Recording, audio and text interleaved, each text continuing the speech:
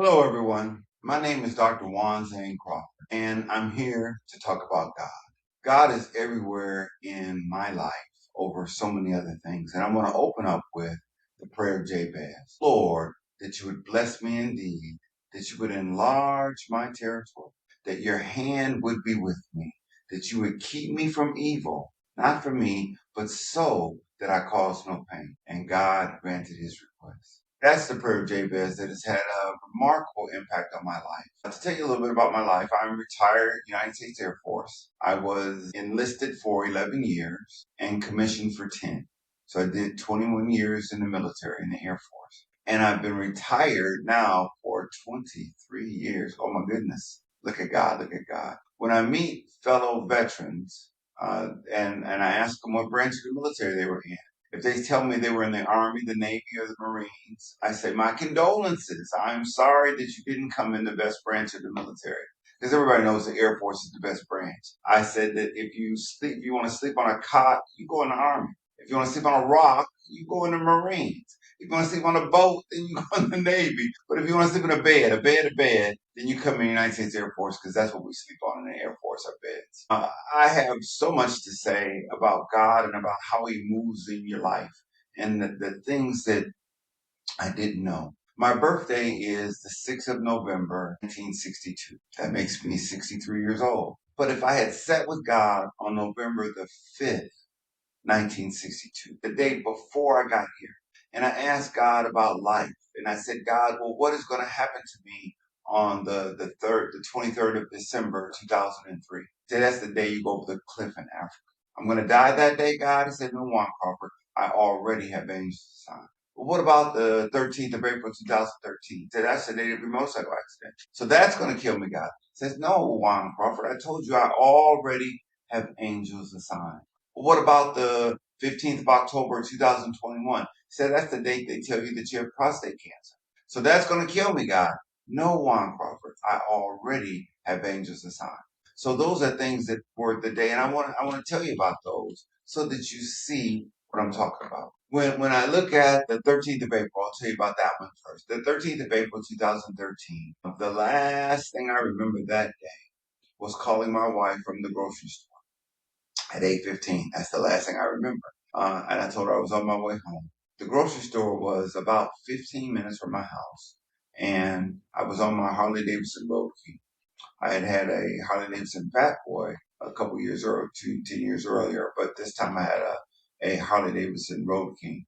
I have to tell you the story of how I got the Road King, because of course, wives don't want you, at least my wife did not want me to have a motorcycle. So I said, okay. When I turned 48 years old, I said to my wife, in 2 years, I'm going to buy me a motorcycle. Now, if you tell your wife something's going to happen in 2 years, she's like, yeah, okay, whatever. So I said, in 2 years, I'm going to buy me a motorcycle. Then 6 months later, and in 18 months, I can't wait to buy my motorcycle. When I turn 49, and in a year, I'm going to buy my motorcycle. So now by now, she's heard me say this 3 times. And 6 months later, and in 6 months, I'm going to buy me a motorcycle. So when I turned 50, I bought me a motorcycle. And I bought the motorcycle, and I knew to ride. So that was in November, December, January, February, March, April 13th. Again, the last thing I remember that day was calling her and telling her I was on my way home. I don't remember the accident. I know that I never made it home. I woke up at the trauma center with 5 broken bones in my foot, 3 broken ribs, a broken collarbone, and a broken shoulder blade. I spent all summer in a wheelchair. We went to Lakewood Church. We are members of Lakewood under Joel Osteen. And Joel Osteen preached that it didn't happen to me, that it happened for me. What?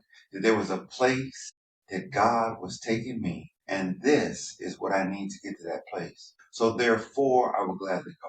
Not once, not one time did I say, I wish this hadn't happened.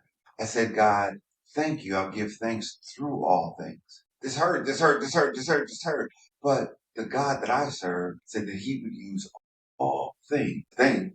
He would use all things together for the good of those who are called according to his plan. He didn't say, Juan Crawford, if you can figure out how to use this for your good luck. I'm praying for you. We praying too. But he said he would use all things together for the good of those who are called according to his plan.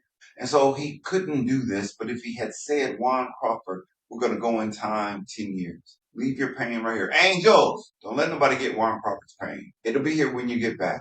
And take me in time 10 years and show me all of the good that is going to come from this. He said this, and the angel kicked my boat again. I shot up my leg. And that, of course, that's facetious. But to think about, I had no idea all of the good that would come from that.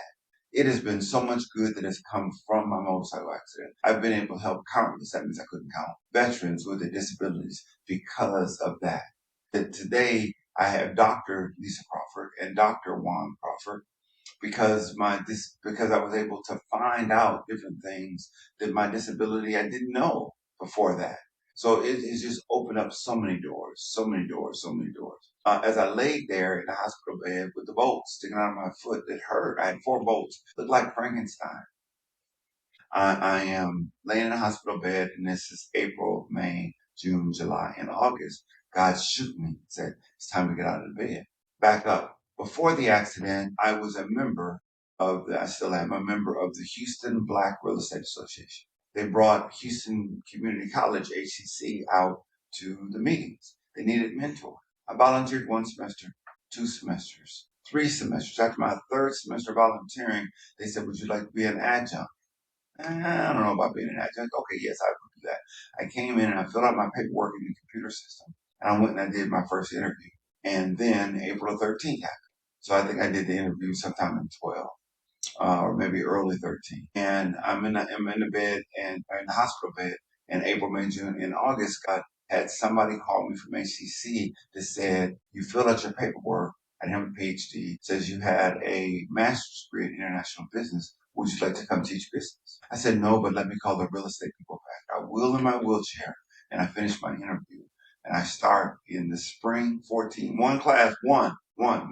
And there are 4 people at the department. There's Pat Streeter was the lady who introduced me. Alex Binkley is the program coordinator. Joe Irwin and Joe Curtis, 4 people. By summer 14, Alex Binkley developed brain cancer. He passed away. God rest his soul. So one of the Joes moved up to be program coordinator. In the summer or in fall 14, I taught one class, just one. Spring 15, 2, just 2 classes. That's it. You're just an adjunct. That's all you're teaching. Well, by summer 15, they changed how they paid program coordinators. The man said, I don't want to do this anymore. They brought me on as program coordinator of the entire real estate department at Houston Community College, where I've taught 160 classes. 4,000 students. I was the program coordinator of the real estate department at Houston Community College. I say was because today I'm no longer the program coordinator of the real estate department at Houston Community College. Today I'm the chair of real estate, marketing, banking, finance, paralegal, translation, interpretation. Look at God. Oh my God, oh my God, oh my God. Today, my department touches 2,500 students per semester. Oh my God, those are things that I didn't see. Those are places that God was taking me, and that motorcycle accident was what I needed to get there. And so therefore, again, like I said, I will gladly go. A lot of times through life, we want to say that God said his grace and mercy would always be sufficient. But sometimes when things don't go our way as Christians, not now, now your grace and mercy is not sufficient. Why? Because things didn't go my way. And if your grace and mercy was so sufficient, then everything would have gone the way I wanted it to go. No, he said that his grace and mercy is sufficient even when things don't go our way. And so that is one of the things that when I said I want to talk about God, I want other Christians to see that. I want people that aren't Christians to believe that God has a place for you. That those are things that he will use. Not if you can figure out how to use this for your good luck. Said that he would. His grace and mercy being sufficient. And so when I laid there with the bolts sticking out of my foot, it was easy and tempting to say, not now. Now your grace and mercy is not sufficient. But it is. Wait. If your grace and mercy is sufficient even now, then this will be okay. Yes. But God, can you take away the pain? Take away the pain. I'm not going to take away the pain, Marco. But I will be here with you through the pain. Okay, let me get this straight. You're not going to take the pain away. No. But you're going to be here with me through the pain. Yes. Let's go. And that's what he's done. He has been here with me through the pain. When I told you about my accident, I told you that my motorcycle accident was my second accident. People said, what do you mean your second accident? I retired from the United States Air Force in June of '03. June, July, August, September, October, November, December '03, I went on a trip. I went to Africa with my ex-wife and our young son to celebrate his first birthday. We went to Eritrea. We got there on the 12th of December, 2003. His birthday was on the 15th of December, 2003. On the 23rd of December, 2003, we went on a tour. The lady picked us up at 5 o'clock in the morning driving a van. In the front seat was the woman, a girl, an old man. Sitting in the middle seat, my ex-wife's cousin and his girlfriend sat in the back seat. My ex-wife and my son did go that day. At 5 o'clock in the afternoon, we toured all over Africa. At 5 o'clock in the afternoon, the lady saw a goat on the road. She swerved left, right, and left again and went off. I went out the window. The van flipped over me. I flipped over the van. The van flipped over me. 265 feet down a ravine in the middle of Africa. 4 people died on the spot. The woman died, the girl died, the old man died, my ex-wife's cousin died. I stepped into a coma. I had a TBI, traumatic brain injury. Some points that I make here that I had nothing broke. We had nothing broke. The vision that I have in my head are these 2 angels locked arms like this, and I was in the middle, and all 3 of us rode down that hill together. I had scraps, cuts and bruises and scrapes, but nothing broke. How are you going to go out a cliff 250 feet, 260 feet down a ravine and not break anything? So be with God. So when you have a TBI, traumatic brain injury, there's a place in your mind where real life goes and a place where dreams go. Well, the real life place is shed. So every day it feels like yesterday was a dream. Yesterday was a dream. Yesterday was a dream. And the night before the accident, I watched The Matrix. I love The Matrix. I'm on the phone. I said, I'm scared. They said, what's wrong? I'm dreaming and I can't wake up. They said, pinch yourself. I said, I did. They said, ask somebody else. I said, I did. I can't wake up. It took them 2 months to convince me it was real. Because I'm saying, where's my son? I'm remembering it feels like a dream. And it wasn't so my ex-wife could have a husband because 6 months later we were divorced. It wasn't so my son could have a father. That's a different story for a different day.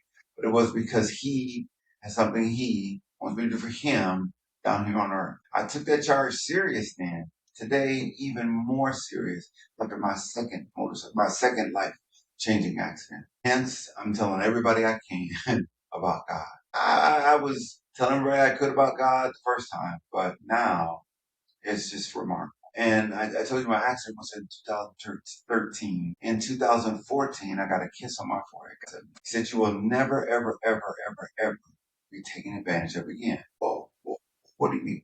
He said, I want you to help everybody I see. I said, okay, well, you mean 90% of the people? I said, no. So you mean 99, 95, 99%? He said, no. It's okay, God, you want me to help everybody? Yes. Everybody, yes. I said, Lord, what if they're going to hurt me? Now, what I'm telling you guys is, I didn't say everybody get this kiss. This is the kiss I got on my forehead. I said, God, what if they're going to hurt me? He said, you won't see them. What do you mean I won't see them? He said, they'll be going left when you're going right. They're going up when you're going down. They're going down when you're going up. Okay. You want me to help everybody? Yes. Oh my God. So I'm 12 years into that journey. It is phenomenal. That I can help everybody, not everybody. Everybody God puts in my path. That I can help them with resources. I can help them with prayer. I can help them with advice. I can help them with encouragement. Everybody. I'm having so much fun. For him to say that's just remarkable. My wife, Dr. Lisa Crawford, and I dated, and she said something to me in 2006. She said that tithing is what we were supposed to do and who we were supposed to be. Now, this is after the motorcycle accident. I gave at church sometimes. Sometimes I don't give at church. I mean, it's a church. I'm not going to give every day. But now she says that tithing, this lady I met talked about tithing. And so I said, I'm going to do this. And so in 2007, at 19 years ago, I gave God 10% of every dime that I made. In 2007, I made 27% more in '07 than I made in '06. We got hooked on tithing. And when I say hooked on tithing, I tithe religiously. What does that mean? That means I don't miss tithe checks. I tithe, because that's what we were supposed to do. But doing that, open up the window. God said that he would open up the windows of heaven and pour out a blessing that we can't contain. I'm from Detroit. What do you mean a blessing I can't contain? It says Juan Crawford, pour out a blessing you can't contain. The tithing that helped me wasn't so much the blessing, but it was me having faith in God. me exercising that, me knowing that the bills are tight, but you tithe anyway. I don't know where it's going to come. I tithe off the top. Well, what about this tithe, tithe, tithe? And so it has opened up my relationship with God. I had no idea. I thought initially that it was just about the money. No, it was about your faith. The faith is a muscle that you can exercise. And I exercise my faith muscle daily, monthly, hourly by understanding where God is. And so that was what I wanted to do on this podcast, was to just share with you about God, share with you how you can have his benefits in your life, how you can trust him that he is going to do that. How I thank God for the breath of life that all my challenges got today. Man, how are you going to do that? Because those challenges are designed to make me stronger. Those challenges are there. Bring a break. Come on, come on, come on. I'm not running from them. That God will use them for my good. So that when I come to a T and I say I want to go right, and reality goes to the left. Well, what's the will of God? Reality is the will of God. What do you mean reality? Reality is God's will. What was it God's will? Had I sat with him on the day before I got here and asked him about the 23rd of December? Yeah, he said that's going to happen. And I asked him about the 13th of April. He said, yes, that's going to happen. How do I know? Because it happened. So that when I come to a T and I come to a place that I want to go to the left, but reality goes to the right, I have to understand that reality went to the right, that that's the way God saw reality going. And he is going to use that for my good. Yeah, if you're going to use it for my good, if it had just gone my way, I see how that can be used for my good. God said, no, no, no, no. I will use the fact that it didn't go your way for your good. That is the ability to be thankful in everything. You know, people, well, if it went to the right, I'm happy. If it went to the left, I'm happy. Well, we wanted to go to the left, we wanted to go to the left, but it really went to the right. And people are like, he wanted it to go to the right anyway. I am going to be okay with the fact that, but you wanted it to go to the left. You wanted that person, that situation, that thing to happen in this direction, and it did not. You need to have peace that it didn't. You need to have peace with that's not how God saw it to go. So that ideally, theoretically, you want to call every person in your past that you think did you wrong to say thank you for your place in my life. Thank you for your role in getting me where God wanted me to be. Because right here, right here, right here, right now is where God wanted me to be. So in our podcast, I have many more stories that I want to share with you. I have many adventures, but places that God took me that I want to show you. Those are things that you look at in your life that you said, I didn't think about it like that. So this is a ride we're going to go on. I appreciate you riding with me. Be blessed. Stay safe out there.